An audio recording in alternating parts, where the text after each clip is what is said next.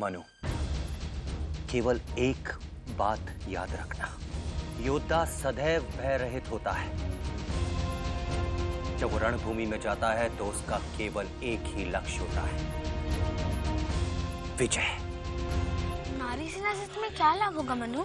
हर कन्या के दिल में ये इच्छा रहती है कि वो अपने बचाव के लिए वो गुण जान जाए जिससे वो अपनी रक्षा स्वयं कर सके। आपने इन फिरंगियों को देखा कैसे कैसे अत्याचार करते हैं हम हिंदुस्तानियों पर?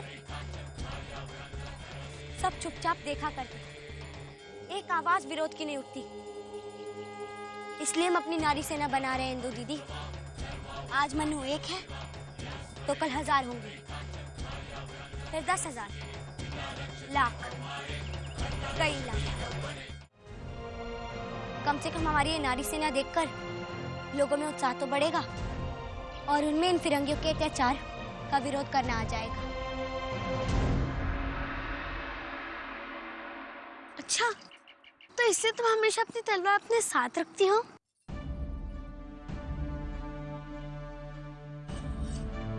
अब कहाँ रखती हूँ पता नहीं, कब पहले की तरह अभ्यास मैदान में जाने का अवसर मिले।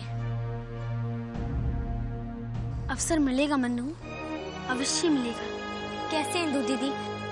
आजी साहब ने तो हमें इस समय आजी साहब तुमसे बहुत प्रसन्न है मनु, क्योंकि तुम्हारे कारण हमें इतना अच्छा वर्जो मिलने वाला है और हमें पूरा विश्वास है कि आजी साहब तुम्हें अभ्यास मैदान में जाने से नहीं रोकेगी।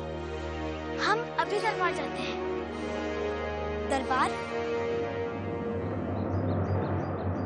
महाराज, शत शत बधाई हो आपको। अंततः विधाता ने झांसी योग्य महारानी प्रदान कर ही दी। प्रधानमंत्री जी, बधाई के पात्र तो हमारे तात्या दीक्षित जी हैं, जिन्होंने अपने अथक प्रयास से हमारे तेजस्वी ग्रहों के योग्य एक कुंडली ढूंढ ली। महाराज, सेवक ने बहुत पहले ही मणिकर्णिका नाम की कन्या की विलक्षण कुंडली ढूंढ ली थी, जिसके सारे ग्रह महाराज के ग्रहों से पूर्णतः मेल खाते थे। किंतु दुर्भाग्य से महाराज, वो कुंडली हमसे फिर ये कुंडली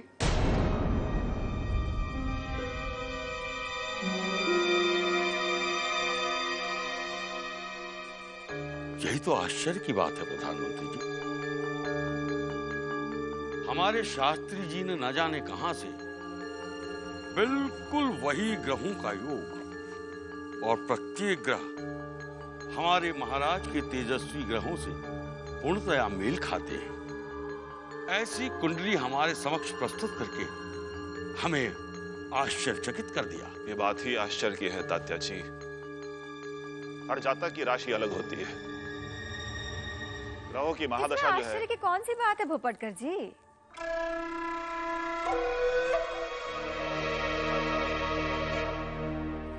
यदि जन्म के समय लग्न भाव में ग्रहों की गति और नक्षत्रों की दशा एक समान हो तो एक ही क्यों, कई कुंडलियां एक सी दिखती हैं।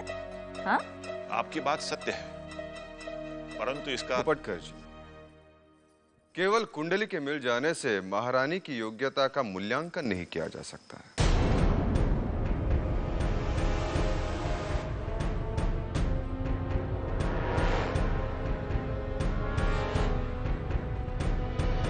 क्षमा कीजिएगा महाराज, क्या ये पूछने का साहस कर सकती हो कि आपकी दृष्टि में एक महारानी में क्या क्या योग्यताएं होनी चाहिए?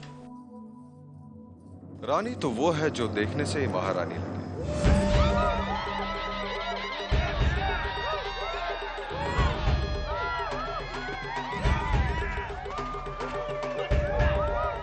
जब वो रह निवास में रहे तो उसकी नजाकत से महल की गरिमा बढ़ जाए। जय श्री राम।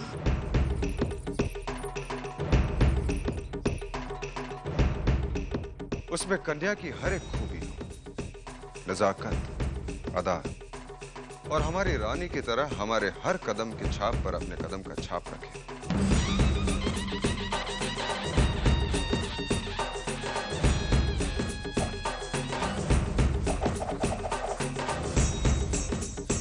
नारी अपना नहीं होती, सेना में कोई बड़ा नहीं, कोई छोटा नहीं, और हम सब पुरुषों के बराबर हैं और उनके कदम से कदम मिलाकर चल सकते हैं। उसकी आंखें लज्जा से झुकी हो,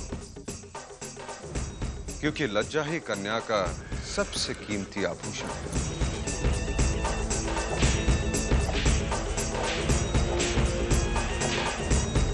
वो गृहस्थ जीवन में परिपूर्ण और हर मायने में साक्षात नारी रूप का प्रतिबिंब हो।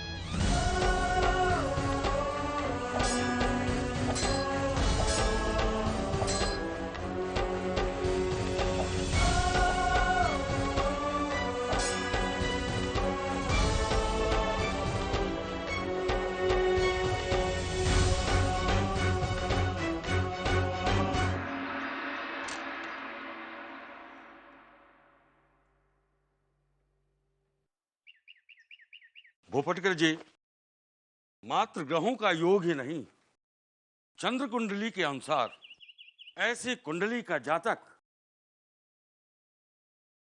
इतिहास में अपना नाम स्वर्ण अक्षरों में लिखवाता है। ढूंढिए ढूंढिए तात्या जी, ढूंढिए।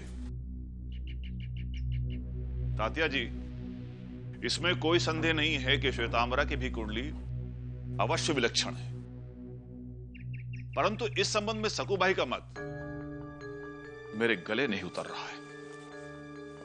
संसार के हर प्राणी का जन्म के समय उसके पल विपल, लग्न भाव की राशि सबके सब एक समान नहीं हो सकते। आप बिल्कुल सत्य कह रहे हैं भूपटकर जी।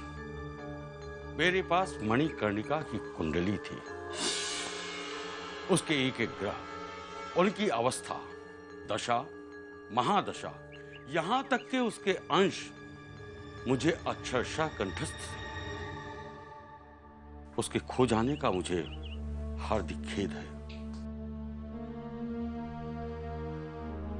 और जब बिल्कुल वैसे ही ग्रहों की कुंडली शास्त्री जी ने मुझे दी तो मुझे आश्चर्य हुआ। मुझे विश्वास है भूपटकर जी, मुझे तो लग रहा है कि जैसे किसी चित्रकार ने वैसे ही ग्रहों की कुंडली बनाकर मणिकर्णिका के नाम के स्थान पर श्वेतांबरा का नाम लिख दिया हो। तात्या जी, हमें इसमें राज्य के षड्यंत्र का आभास हो रहा है। हमें शास्त्री जी से शीघ्र अतिशीघ्र इस पर विमर्श करना होगा कि उन्हें अक्षरशः मेल खाती हुई ये विलक्षण कुंडली कहां से प्राप्त हुई और वो किस देश की राजकुमारी है। चलिए भूपटकर जी, अभी चलते हैं। आइए।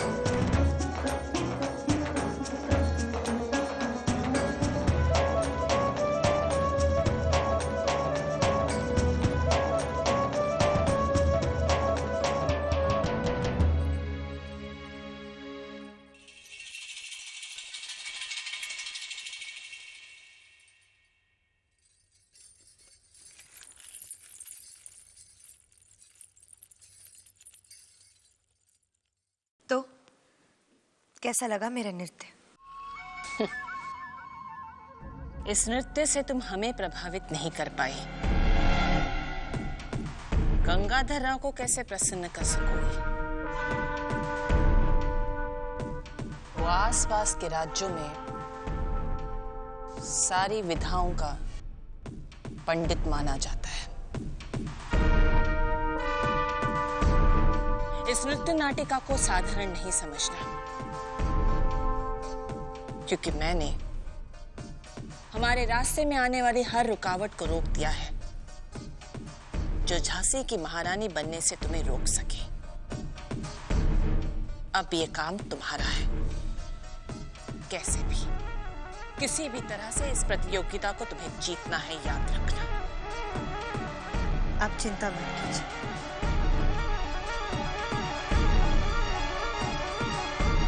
ये प्रतियोगिता तो मैं ही जीतूंगी।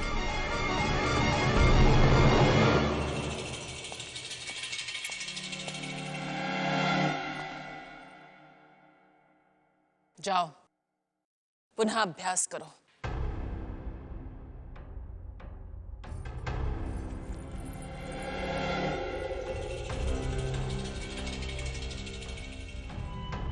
प्रधानमंत्री बोपटकर जी तात्या दीक्षित जी के घर गए थे। पोपटकर जी तात्या से मिलने गए थे।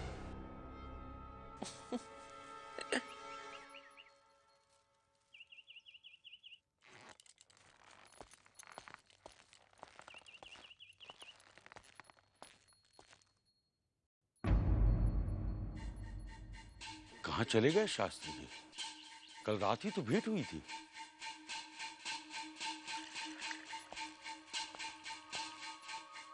नमस्कार पंडित जी। ये शास्त्री जी कहाँ गए? वो तो भोर की बेला में ही चले गए। कहाँ? हम लोगों से कहा था कि तीर्थ यात्रा पर जा रहे हैं।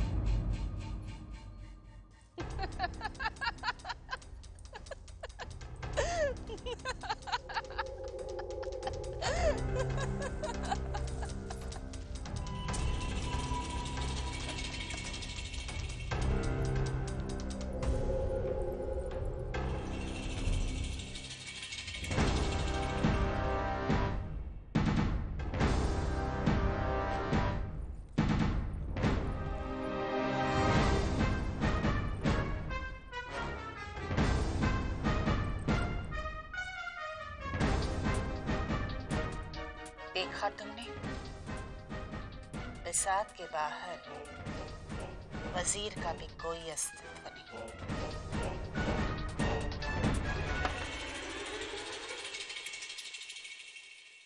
मैं कुछ समझी नहीं।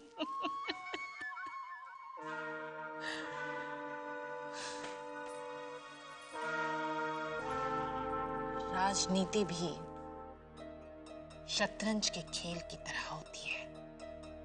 अपनी चालों के अलावा अपने प्रतिद्वंदी की चालों को भांप कर अगर अपनी चाल चली जाए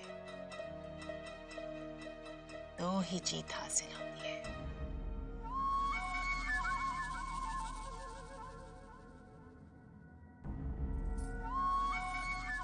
इससे पहले कि भोपटकर कुछ कर पाते, मैंने शास्त्री जी को झांसी से बाहर भेज दिया।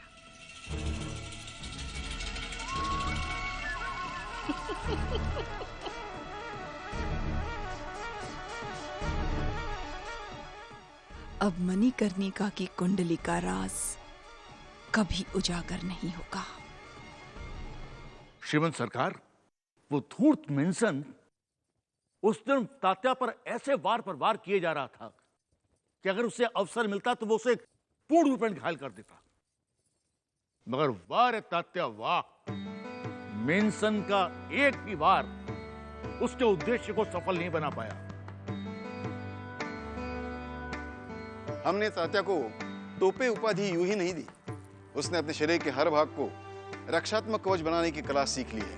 परंतु श्रीमंत सरकार, एक बात समझ में नहीं आई, वो धूर्त मेंसन बार बार इसके पैरों पर प्रहार क्यों कर रहा था?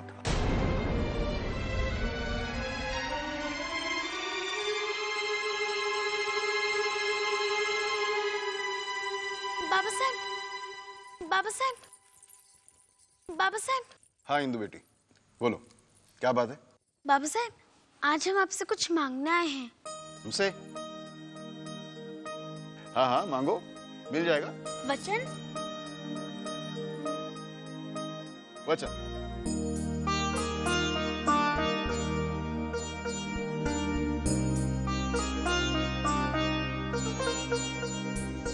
वो बाबा साहब, हमारी मन्नू को रसोई के काम से मुक्त करा दीजिए ना।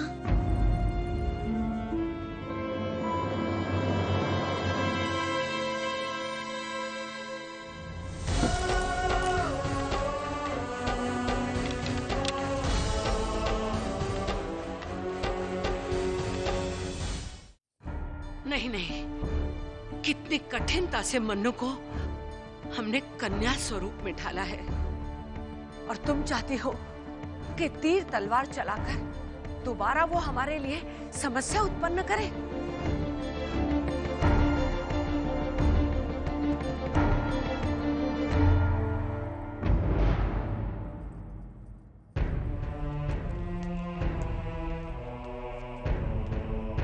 श्रीमंत सरकार, आज्ञा दीजिए।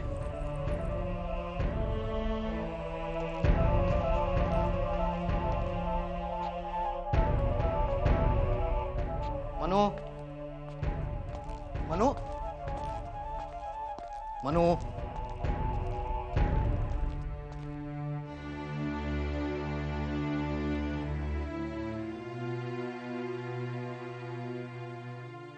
वहीनी साहब की बातों का बुरा मान गई।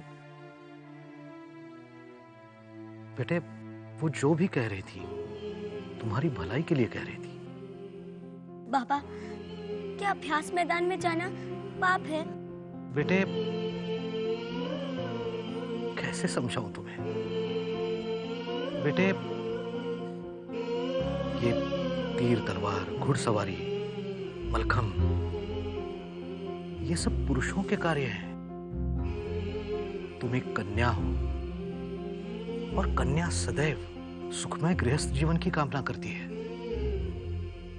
परंतु तुम तो आप क्यों मुझे अहल्याबाई, जीजाबाई और चांद बीबी की वीर गाथाएं सुनाया करते थे? क्या वो लोग तीर तलवार? मनु, तुम इन महान वीरांगनाओं के साथ अपनी तुलना करेंगे? पता है तुम्हें, अपने विलक्षण व्यक्तित्व से उन्होंने अपना नाम इतिहास में स्वर्णाक्षरों से लिख दिया है। बाबा, मैं भी तो विलक्षण हूँ। आप ही तो कहते हैं मनु तेरी कुंडली विलक्षण है। मैं नहीं,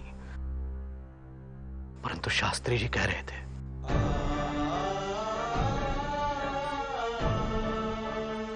मेरी पुत्री की कुंडली विलक्षण है, राजयोग है।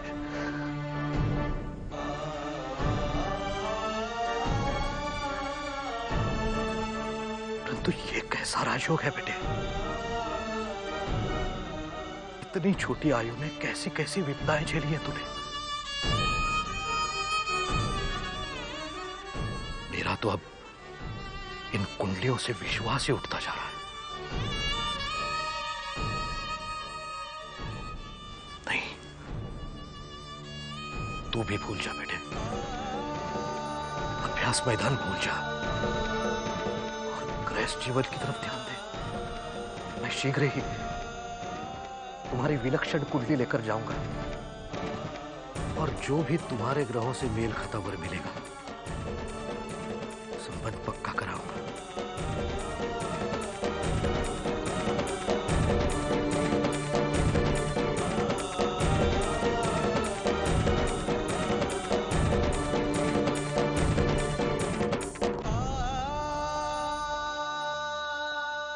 बाबा, अगर सच में मेरी कुंडली में कुछ अच्छा लिखा है तो देखना, एक दिन आपको भी अहल्याबाई, जीजाबाई और चांद बीबी की तरह मेरी भी वीर गाथाएं इतिहास के पन्नों में सुनहरे अक्षरों में लिखी नजर आएंगी, और तब आपको ही नहीं पूरे देश को मुझ पर गर्व होगा।